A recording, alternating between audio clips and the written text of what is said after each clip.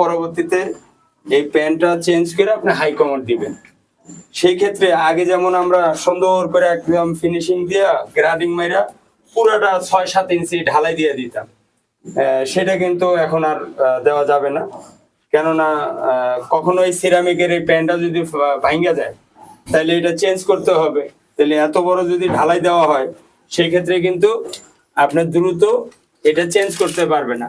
আর এটার হাইট দেওয়া আছে হচ্ছে কি আমাদের 6.5 ইঞ্চি, আপনি 7 ইঞ্চি পর্যন্ত দিতে পারেন। টাইলসে 1.5 থেকে 2 ইঞ্চি, 5 ইঞ্চি আমার চৌকিটা টিকলো, তো কমের পক্ষে 6 ইঞ্চি থাকা ভালো। তাইলে বালতি যখন গোসল করার পরে বা কাপড় ধোয়ার পরে পুরো পানিটা যখন ফালাবে বাড়ি দিয়ে যেন সাবান পানিটা উপরে না ওঠে। আর এই যে যে ঢালাইটা এখন দিতেছি আমরা এই সামনটা দিয়ে নিছি, অর্থাৎ এটা বান দিয়ে ফেলছি। হ্যাঁ, এখন